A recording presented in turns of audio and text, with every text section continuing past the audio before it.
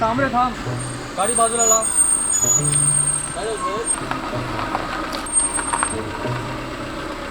Lockdown मध्ये तुम्ही कुठे चाललाय आणि मुले कोण आहात? अहो काही नाही साहेब, मुलांना शाळेत सोडतोय. त्या कोरोनाच्या महामारीमध्ये. चला मुलांना एक एक बाहेर या. चला चला.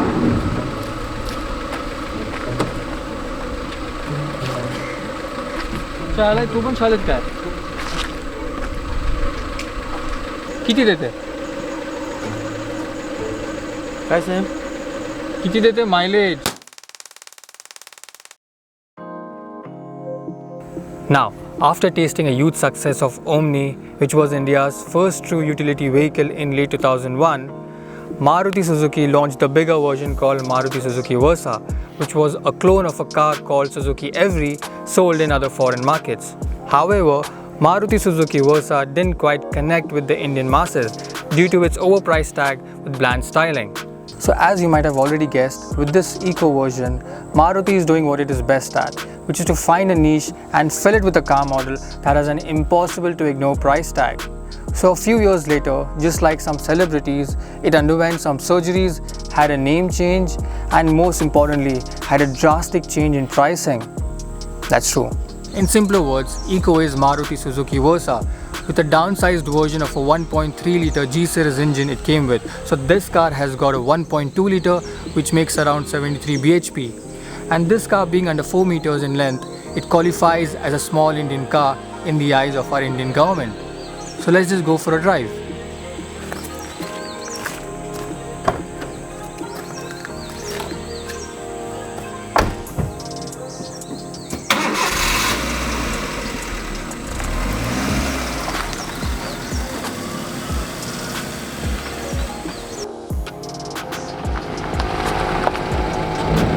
So let's find out why this is one of the most versatile car packages for Indian masses.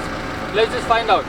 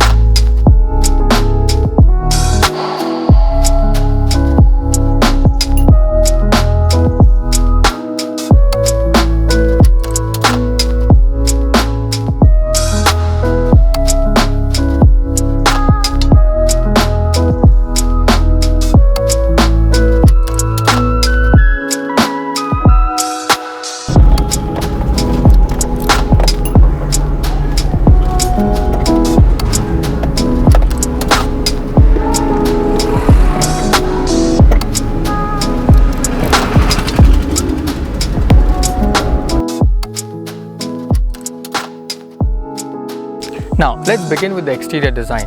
Its boxy design is reminiscent of the 1990s, and there's no doubt where this shape came from. Take a guess. Japan. Japan is full of vans like these. Now, in terms of visual element, this is nothing groundbreaking. It looks like a 20-year-old shape, and it is quite ad hoc in that way. Coming to the front design, this has got a beak type appearance. The engine is mounted below the bonnet, whereas in the Omni, the engine was below the front seats. Now coming to the bumper and the grille, these are basic, very basic. You have got a clear headlamp which will aid in better illumination during night drive. That's about it. There's nothing to really talk about it when it comes to the front design of this car. Let's have a look at the side profile and try to analyze this car from a design perspective. Now this is a tall boy long matchbox design. It has got sliding doors, so the ingress and egress is going to be very convenient. You've got a 160 mm of ground clearance, which is decent for this car. The tires, however, they appear small. It does help to keep the cost low. Also, the rear is flat, which screams big storage space. What else have you got? Otherwise, the design is extremely practical and functional, just like how a van should be. Now, as I've already mentioned, the rear is flat, it looks flat. I like these tail lamps. They remind me of Japanese aesthetics. Very simple looking. Now when you open the boot lid, it opens full. It is heavy. Now this is a 7-seater. If you're looking to buy a car for delivery purposes, then I would say go for a 5-seater. It is a bit more expensive because you hardly get luggage space over here.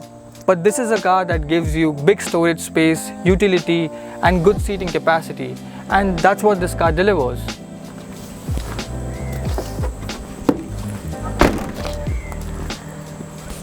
Also, as an aside, this car is so bare basic that it forces people to customize their cars according to their likings, according to their requirements, which is a bad thing.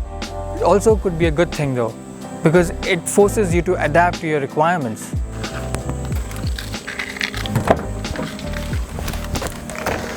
Now, inside the car, you're greeted with bare utilitarian interiors.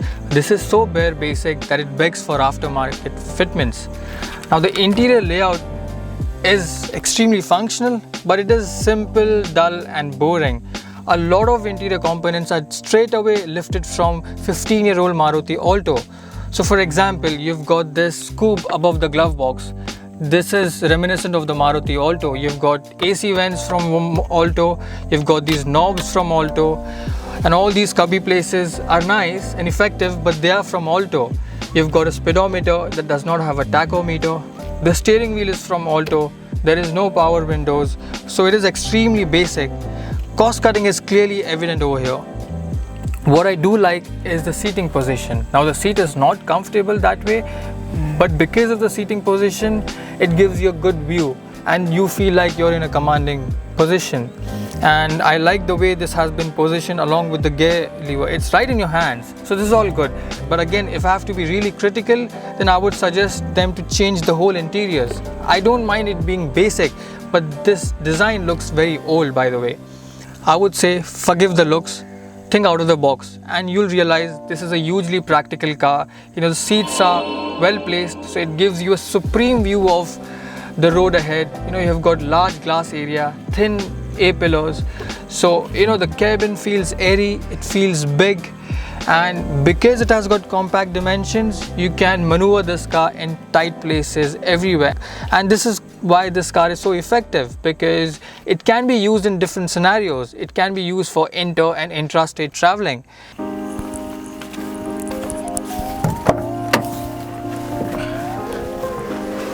Now, I always like to talk about door pads, and this car is going to be no different. But this is a slightly different car because this is such an affordable car that things can go off the topic. Now just looking at this, there is nothing over here, really. You have got no power windows. You have got a door handle that is from a 20-year-old Maruti. You have got this. There's nothing exciting over here. There's no padding. The metal looks really cheap. Everything is exposed over here, and you can say that Maruti can do a better job at this. Cars that are cheaper than this have a lot more premium features now, so why can't Maruti come up with something more exciting in terms of design, also in terms of features also? It's time now. That is just one way of looking at it. The other perspective is this is an affordable car for the masses, so if any of these gets broken, you can easily find spare parts for it. So I would say just get on with it. That's all. Now, as I've already mentioned before, the sliding doors enable smooth ingress and egress, and you walk in as opposed to crouching inside. Let me show you an example.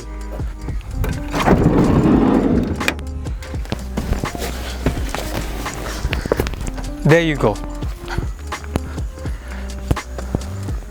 Now, just by the looks of it, this car doesn't look safe enough. However, Maruti says that this has got crumple zones and side impact beams.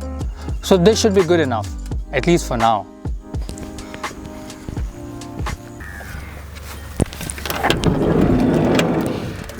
Now, these sliding doors are typical of vans, and which is a good thing. Now, this is 160 mm of ground clearance, so you need to take a considerable side step to step inside the car. And once you step inside the car, as you can see, now this is a 7-seater, and let's talk about the seat comfort.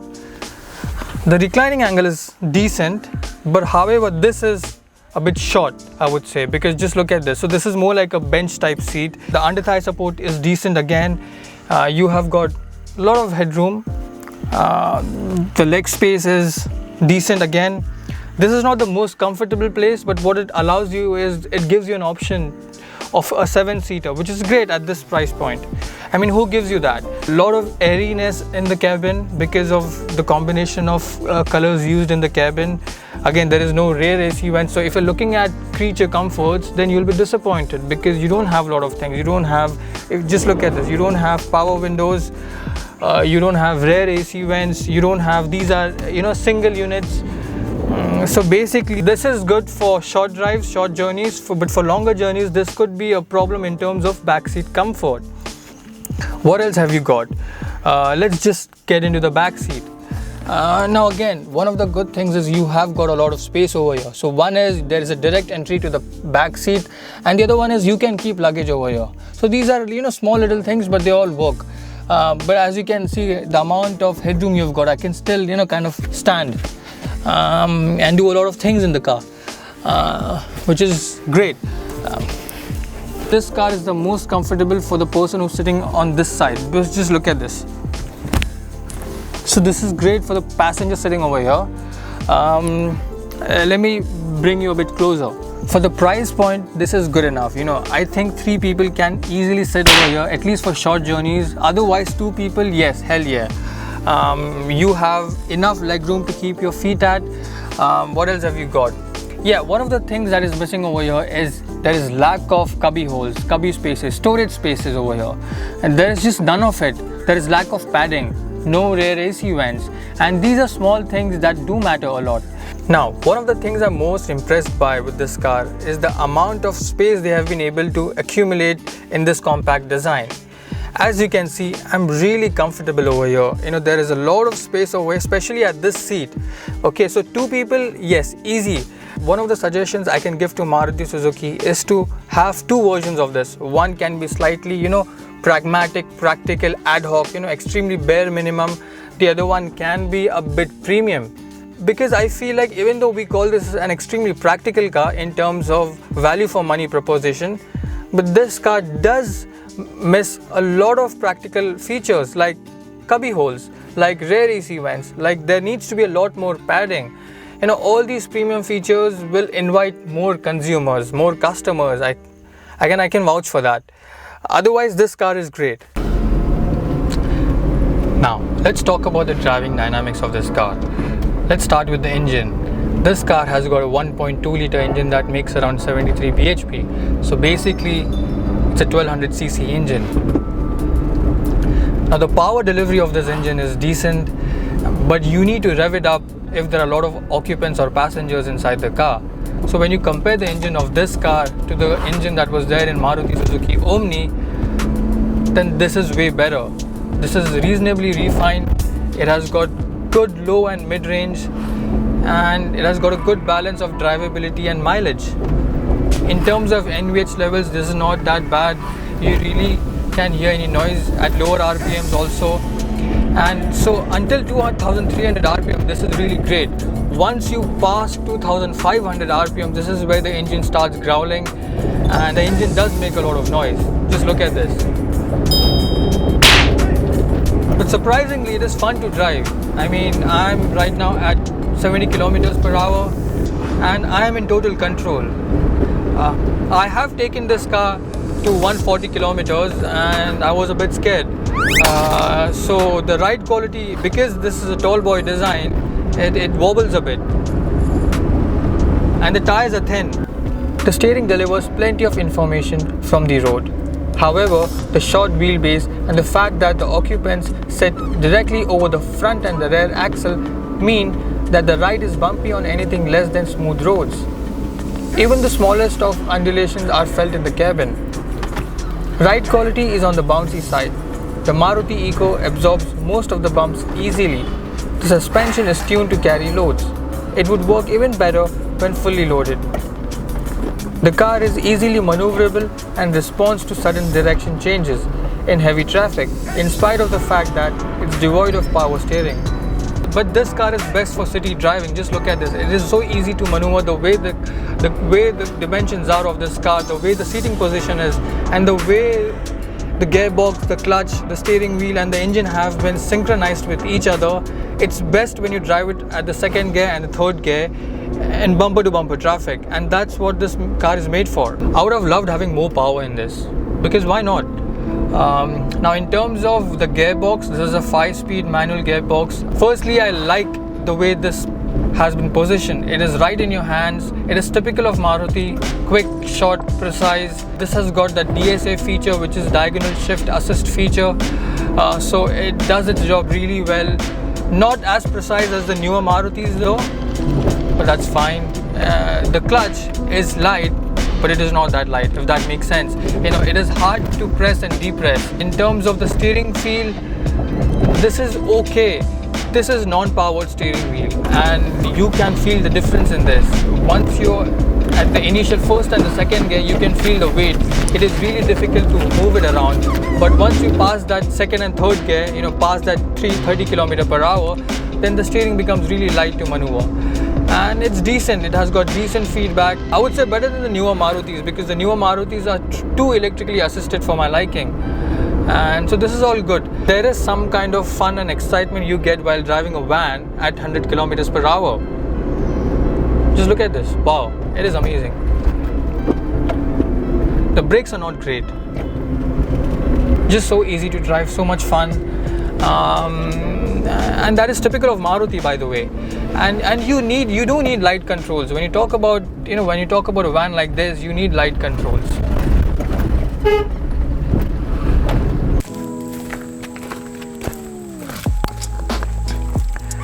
Now, Maruti Suzuki Eeco comes at such an affordable price. When space versus cost is a constraint, this car gives you more than what you need. So basically, the price versus utility quotient is unbeatable here. You know, Eeco is one of those rare cars that can be used for just about any scenario, and it has been used in various applications, both as private and commercial vehicles. And although I'm fully aware that at this moment in time, this car is mostly being used as a goods carrier or a taxi more than a family car, this car has got a lot of factors going for it. Firstly, the lack of many competitors in this segment. Second point being, if you look at this car in a vacuum, this is a good, solid, decent package. And this package is only elevated, is only heightened because there is a need for this car in Indian context, especially. I mean, where else can you find a 7+ seater for a steal price like this? However, this car has got some flaws. One of the main flaws is the design. It looks like from a different era altogether. The other one is safety. Safety could be an issue based on future norms. And there is a sense of or lack of refinement and premiumness in this car. And when I say refinement, it's in everything, in terms of driving dynamics, in terms of interior quality, in terms of seating positions, in terms of, you know, engine, gearbox, steering wheel, everything, just about everything. So they can improve on that. However, Eeco's dimensions and compactness are so unique that it makes for a great product for India's car aspirant folks. So there you go. That is my verdict on Maruti Suzuki Eeco 2014.